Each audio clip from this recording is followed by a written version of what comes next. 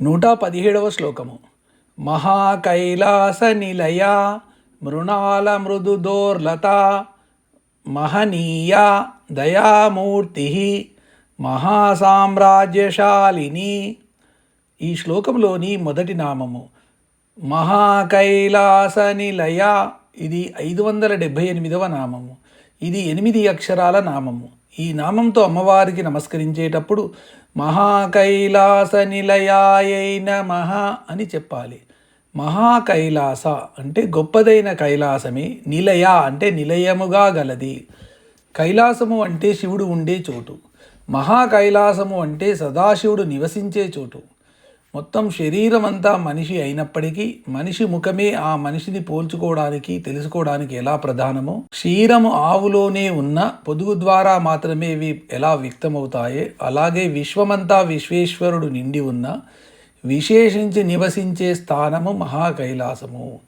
ఈ స్థానము మనలోని సహస్రార పద్మములోని మధ్య బిందువు, అలాగే శ్రీచక్రంలోని కేంద్రం వద్ద ఉన్న బిందు స్థానము, అలాగే విశ్వంలో తూర్పు ఉత్తరాల మధ్య ఉండే ఈశాన్య దిక్కు, అలాగే మన ఇంటి స్థలములో శంకుస్థాపన జరిగిన చోటు. మూలాధారం అనే పుట్టింటిలోనే పుట్టిన అమ్మవారు సహస్రారం అనే మెట్టినింటిలోని అయ్యవారైన సదాశివునితో కాపురం కాబట్టి అమ్మవారు ఈ సహస్రార బిందువు సూచించే మహాకైలాసములో నివసిస్తూ ఉంటుంది. నెమ్మదిగా క్రమక్రమంగా పై స్థాయికి వెళ్ళి తిరిగి మొదటి స్థాయికి చేరుకునే నాదోచ్చారణ సందర్భంలో అత్యున్నత స్థాయిని సూచించేదే మనలో కైలాసము.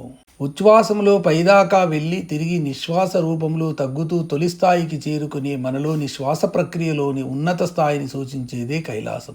ఓంలను గాని ఉచ్ఛ్వాస నిశ్వాసలను గాని సోహంలను గాని పటం వాటి దిశలను సూచిస్తే అవి రెండూ కలిసే బిందువును కైలాసంగా సూచించవచ్చును. ఎందుకంటే అయ్యవారు అమ్మవారు కలిసి ఉండే చోటే కైలాసం కాబట్టి ఉల్లాస విలాస ఆహ్లాద మొదలైన వాటి అర్థమే కైలాసం అవుతుంది.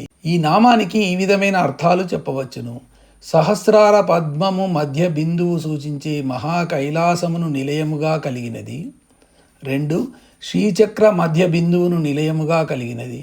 3 ప్రణవోచ్చారణలో ఉన్నత స్థాయిని సూచించు స్థానమును నిలయముగా గలది. 4 శ్వాస ప్రక్రియలో ఉచ్ఛ్వాసము నిశ్వాసము పై స్థాయిలో కలుసుకునే బిందు స్థానములను నిలయముగా గలది అని ఈ నామానికి అర్థాలుగా చెప్పవచ్చును. తరువాతి నామము మృణాల మృదుదోర్లత. ఇది 579వ నామము. ఇది 8 అక్షరాల నామము. ఈ నామంతో అమ్మవారికి నమస్కరించేటప్పుడు మృణాల మృదుదోర్లతాయై నమః అని చెప్పాలి. మృణాల అంటే తామర తూడు వంటి, మృదు అంటే సుకుమారమైన, దోర్లత అంటే తీగల వంటి బాహువులు కలది. మృణాలము అంటే తామర తూడు. ఈ తామర తూడు చాలా సున్నితంగాను సుకుమారంగాను మృదువుగాను ఉంటుంది. అమ్మవారి 2 బాహువులు ఇలా ఉంటాయట. ఇది బాహ్యార్థము. వెన్నెముక వెంబడి ఉండే కుండలిని మార్గములోని సుషుమ్నా నాడితో అమ్మవారిని సమన్వయపరుచుకోవాలి. ఈ సుషుమ్నా నాడికి ఇరువైపులా సూక్ష్మముగా ఇడా పింగళ నాడులు ఎలా ఉంటాయో అలాగే తామర తూడులు లాగా సుకుమారంగా ఉండే బాహువులు అమ్మవారికి ఇరువైపులా ఉంటాయన్నమాట. ఇది యోగపరమైన సూక్ష్మార్థము. ఆదిశంకరులు కూడా అమ్మవారి బాహువులను మృణాలి మృద్వినాం అని సౌందర్యలహరిలో 70వ శ్లోకంలో చెప్పారు. ఈ నామానికి ఈ విధమైన అర్థాలు చెప్పవచ్చును. 1 తామర తూడు వంటి మృదువైన బాహువులు గలది. 2 సుషుమ్నా నాడికి ఇరువైపులా ఐడా పింగళా నాడుల వలె తనకు ఇరువైపులా సుకుమారమైన బాహువులు కలది. ఈ శ్లోకంలోని తర్వాతి నామము మహనీయ. ఇది 580వ నామము. ఇది 4 అక్షరాల నామము. ఈ నామముతో అమ్మవారికి నమస్కరించేటప్పుడు మహనీయాయై నమః అని చెప్పాలి. మహనీయ అంటే గొప్పగా అందరి చేత ఆరాధింపబడునది. అమ్మవారిని ధ్యానం చేస్తే ధ్యానం చేసే వాళ్ళు అమ్మవారు అయిపోవడం కూడా జరుగుతుంది. అంటే సాయుధ్యము సిద్ధిస్తుందని అర్థము. విష్ణుమూర్తి ధ్యానం చేసి ఇలాగే జగన్మోహినిగా అమ్మవారు అయిపోయాడు. ఇదే విషయము ఆదిశంకరులు సౌందర్యలహరిలో భవానిత్వం దాసే అనే 22వ శ్లోకంలో చెప్పారు. తనను ఆరాధించిన వారికి, ధ్యానము చేసిన వారికి ఇటువంటి మహత్తరమైన ఫలాన్నిచ్చేది కాబట్టి అమ్మవారు మహనీయ. గొప్పగా ఆరాధింపబడునది అని ఈ నామానికి అర్థము. ఈ శ్లోకంలోని తర్వాతి నామము దయామూర్తి. ఇది 581వ నామము. ఇది 4 అక్షరాల నామము. ఈ నామంతో అమ్మవారికి నమస్కరించేటప్పుడు దయామూర్త్యై నమః అని చెప్పాలి. దయ అంటే దయాలక్షణము, మూర్తి అంటే మూర్తీభవించునది. అమ్మవారు ఒకటి కరుణాతరంగితాక్షీం అని ధ్యాన శ్లోకంలోను, కరుణా సముద్రురాలు అని కరుణారస సాగర అనే 326వ నామంలోనూ చెప్పబడింది. కరుణ కలిగిన కళ్ళు, అమ్మవారి కరుణ సముద్రము వంటిది అని చెప్పే ఈ రెంటి అర్థాలకు మించిన అర్థము ప్రస్తుత నామంలో ఉంది. దయ అనే గుణం ఒక రూపు కట్టుకుంటే ఆ రూపము అమ్మవారు అని ఈ నామానికి అర్థము. అంటే అమ్మవారిలోని ప్రతి అణువు, పరమాణువు అమ్మవారి కరుణతోనే తయారై ఉంటాయన్నమాట.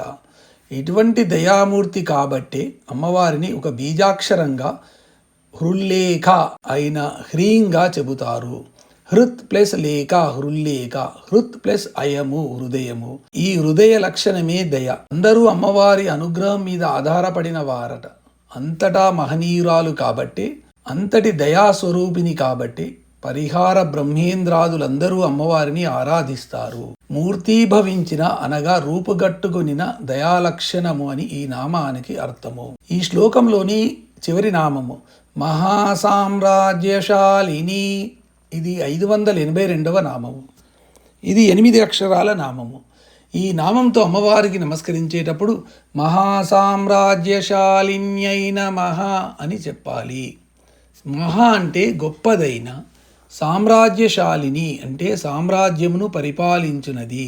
10 ఇళ్ళు కలిగిన గ్రామాన్ని గురించి, దాని మంచి చెడ్డలను గురించి చూసుకునే వారిని ఏదో చిన్న రాజ్యానికి రాజుగా, గ్రామాధికారి అంటున్నప్పుడు సమస్త విశ్వ సామ్రాజ్యాన్ని తిన్నగా పరిపాలించే అమ్మవారు మహాసామ్రాజ్యశాలిని అవదా. అందుకని విశ్వంలోని మహత్తరమైన పరబ్రహ్మకు చెందిన ఈ విశ్వ సామ్రాజ్యానికి అధినాయకురాలని ఒక అర్థము. పరాకాష్ఠకు చెందిన గొప్పదనము, వైభవము, మంచితనము, పరిపాలనా దక్షతా లక్షణాలను సూచించే ఒకే ఒక పదము మహా. ఈ గుణానికి, లక్షణానికి అమ్మవారు అధిష్టాత్రి. అధిష్టాత్రే కాదు, ఆ లక్షణ ఉత్పత్తి స్థానము కూడా. ఇటువంటి మహా అనే సామ్రాజ్యానికి అమ్మవారు ప్రభ్వివి లేదా అధికారిని అని ఇంకొక అర్థము. మనలో ఏ ఒక్కటి లేకపోతే మన అస్తిత్వానికి అవకాశం ఉండదో దాన్ని ఆత్మ అంటారు. అటువంటి ఆత్మ సామ్రాజ్యానికి అమ్మవారు అధినాయకురాలు అని మరొక అర్థం. ఈ నామానికి ఈ విధమైన అర్థాలు చెప్పుకోవచ్చును. ఒకటి, పరబ్రహ్మకు చెందిన ఈ విశ్వ సామ్రాజ్యానికి అధినాయకురాలు లేదా పరిపాలకురాలు. 2, మహాను లక్షణ వైభవానికి అధిష్టాత్రి. 3, ఆత్మ సామ్రాజ్యానికి అధినాయకురాలు, పరిపాలకురాలు.